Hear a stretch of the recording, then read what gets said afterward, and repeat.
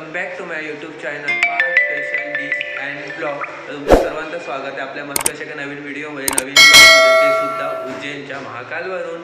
तर आज आहे आमचा सेकंड डे आणि आम्ही तयार झालो तर वाजले सकाळचे 7:45 जवळपास वाजलेले। तुम्हाला अजून किती लेट झाला तर 7 वाजता निघायचं होतं आणि 7:45 वाजले तरी पण। हा बघा हा मी आहे, आज आम्ही महाकालचा शर्ट घातला आहे आणि बघितलं मोनाली हाय तरी बघा मोनाली आणि पप्पांनी पण सेम घातला आहे आणि इकडे आहेत काकी। तर आता आम्ही चाललो आज आहेत ना इकडे वरती फिरण्यासाठी, 5 देव फिरण्यासाठी इकडे आम्ही चाललेले आहे। आता सगळ्यात पहिले 6 फिरण्यासाठी जाणार आणि ते कोणते ते तुम्हाला खालती गेल्यावर दाखवेल। तर आता सगळ्यात पहिले आपण जाऊया खालती आणि खालती जाऊन बघूया आता काय नियोजन होते ते। चला मग। तर आता आम्ही हॉटेलमध्ये चेकआउट करत आहे आणि इकडे आम्ही हॉटेलमध्ये थांबले होते। आता आपल्या हॉटेल का नाम क्या शगुन यात्रीगृह या हॉटेलमध्ये आम्ही थांबले होते आणि खूप अच्छा सर्विस था आपका, थँक्यू। तर आता आम्ही हॉटेलमधून निघालेले आहे। थांबा तुम्हाला हॉटेलचं एकदा पाठी दाखवतो आम्ही कुठे थांबलो होतो आणि चांगलं होतं, रिजनेबल रेट्स होते, तो चांगलं होतं। तुम्हाला दाखवतो आता आम्ही इकडनं गाडी करतोय आणि इकडनं 6 जे इकडचे आहेत ना उज्जैनचे देव ते आम्ही आता फिरायला जातोय सगळे दिवसभरात। आणि हे बघा हे कपडे पण आता वेअर केलं खूप मस्त वाटतं त्याच्यात राहायचं। आता जाऊया गाडीमध्ये। ही बघा ही गाडी आहे, या हॉटेलमध्ये आम्ही थांबले होते।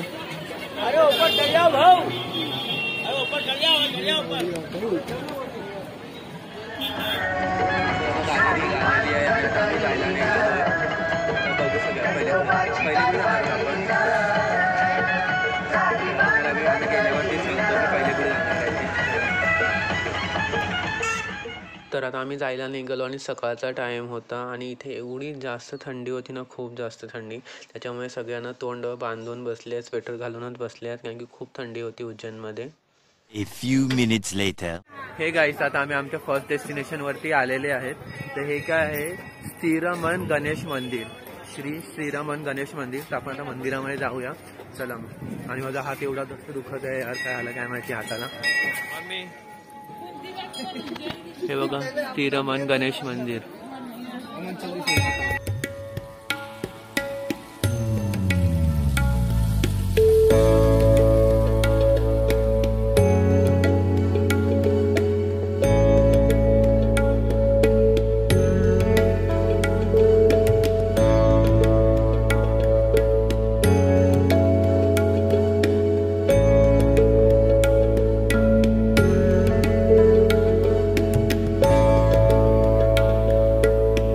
आता आमचं गणपतीचं दर्शन करून झालं आणि इथे आहेत ना गौशाला पण एक आहे। तर आता गौशालामध्ये आम्ही पण हे करतो।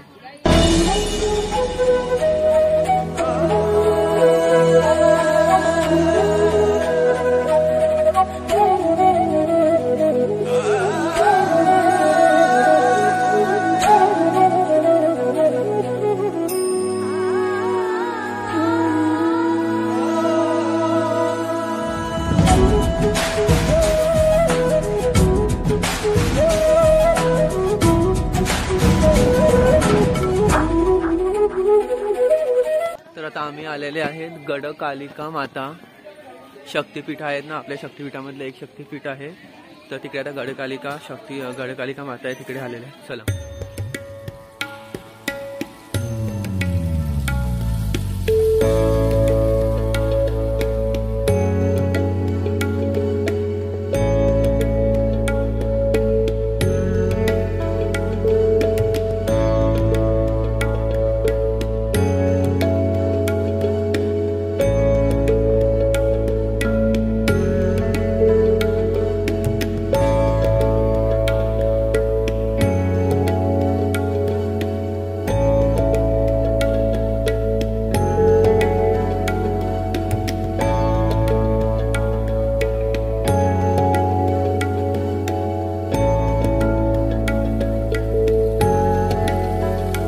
A few minutes later.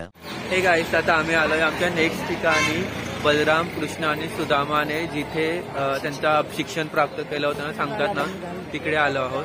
तर चला मग। महर्षी सरदा काय लिहिलंय, सांदीपानी आश्रम।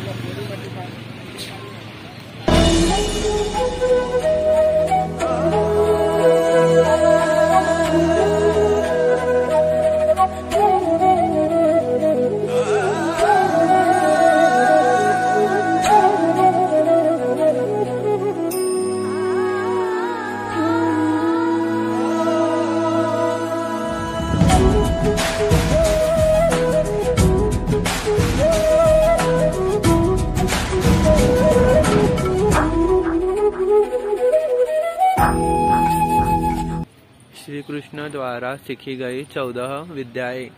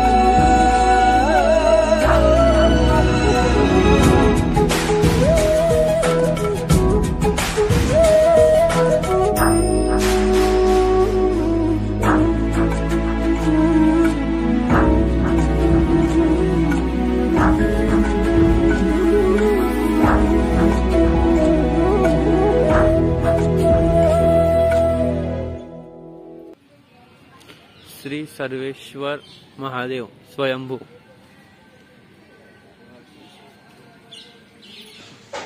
तर आता हे बघा, या इकडे आहे सर्वेश्वर महादेव मंदिर। इकडे मम्मी वगैरे रुद्राक्ष घेत होते। आणि हे बघा, हे आहे गौतमी कुंड। त्या कुंडामध्ये एवढं जास्त पाणी नव्हतं, आता आटलं होतं, थोडंसं बुडालाच पाणी होतं आणि मध्ये जायला एंट्री नव्हती, त्याच्यामुळे आम्ही मध्ये नाही जाऊ शकलो। तर मला मध्ये जायचं होतं कारण की मध्ये खूप सुंदर वाटत होतं। हे बघा किती सुंदर वाटत आहे एकदम।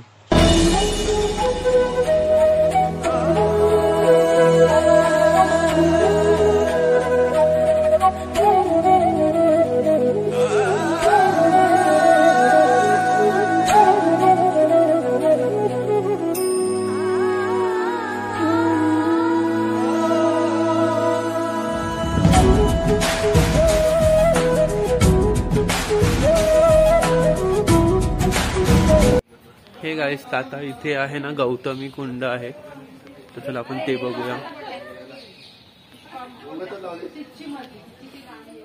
हा होतं ना, गीत वाद्य नृत्य होतं ना, नृत्य तिथं।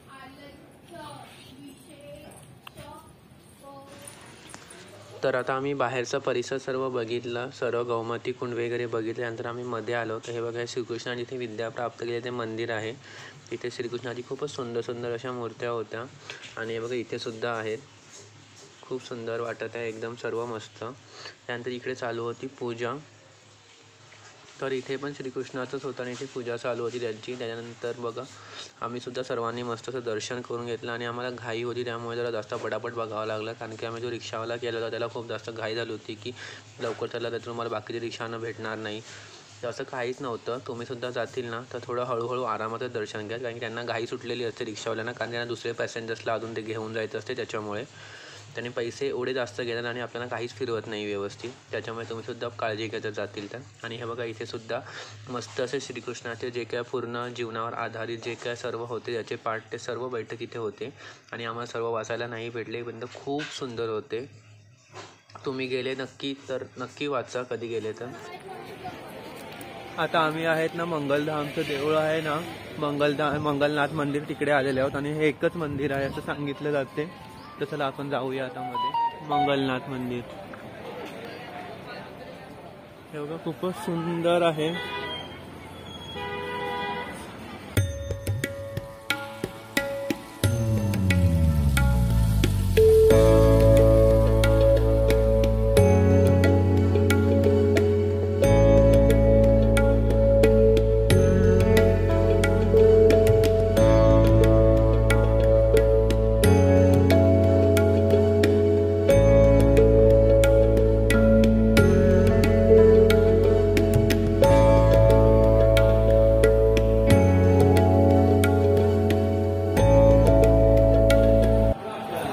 आता इकडे मंगलनाथचं जे मंदिर आहे ना, तिथे आम्ही आल्या, तिकडे खूप सारी पूजा पण चालू होती।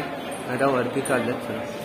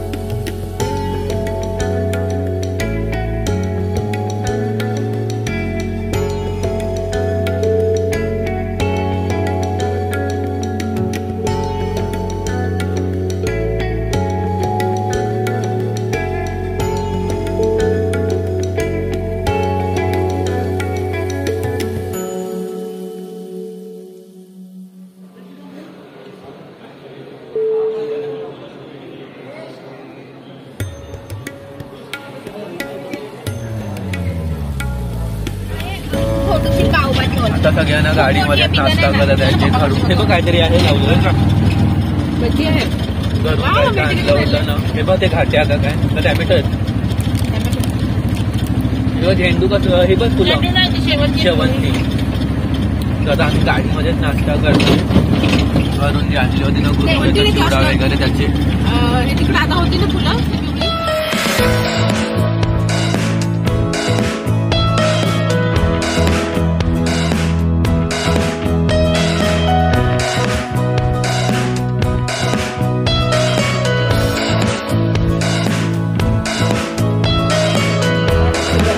तर आता आम्ही आमच्या नेक्स्ट लोकेशन वरती आल्यात कालभैरवच्या दर्शनासाठी. तर आता चला दाखवूया. तर तिकडे व्हिडिओ काढणं अलाउड असलं तर तुम्हाला दाखवेल मी, दर्शन करेल तुम्हाला पण, आणि जर नसेल तर मग बघूया.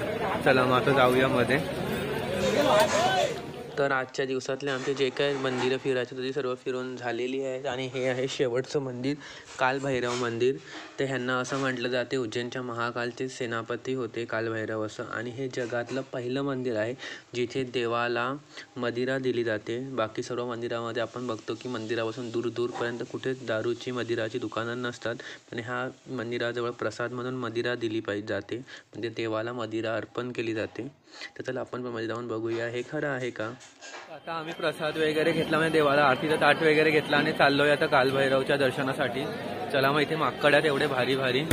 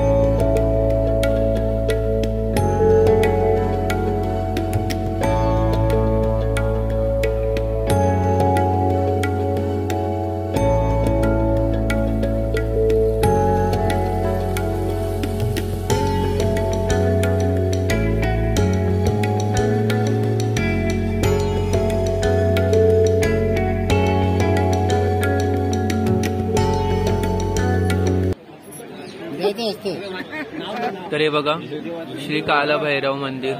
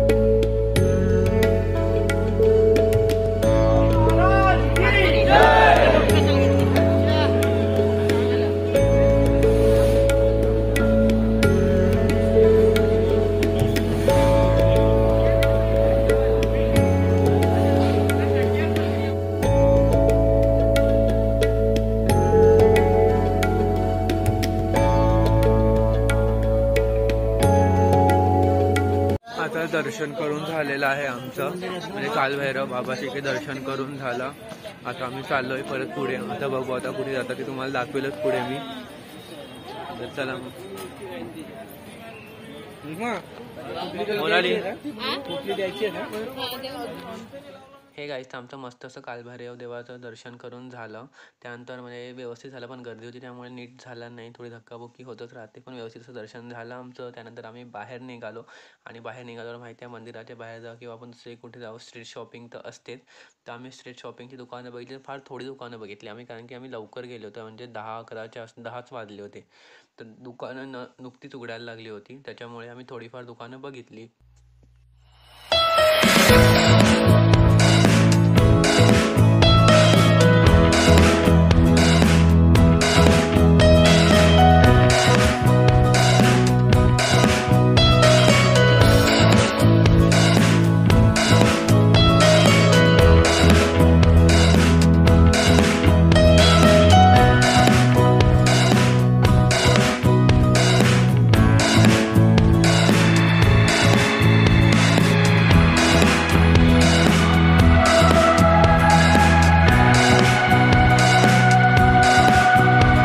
A few hours later.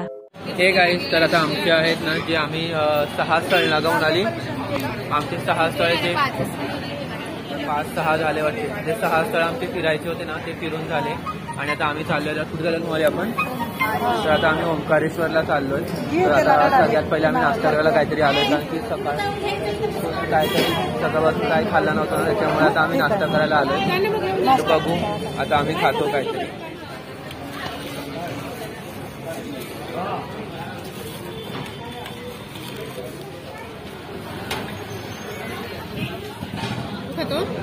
तू खा ना.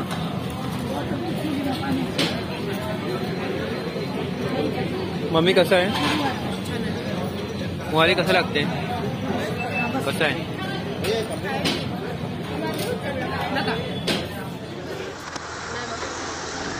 हे गाईस, तर आता आहेत ना आमचा नाश्ता वगैरे करून झाला उज्जैनला, आणि आता आम्ही चालले आहेत इंदोरला. आणि इंदोर म्हणजे बसने चालले आहेत, आम्ही बसमध्ये आहेत. तर बसने चालले आहेत इंदोरला, आणि इंदोरवरून जातील मग ओंकारेश्वरला. आणि मग ओंकारेश्वरला जाऊन जे पुढचं जे ज्योतिर्लिंग आहे त्याचे दर्शन घेणार मस्तपैकी. चला आता आम्ही बसमध्ये आहे. कोणाली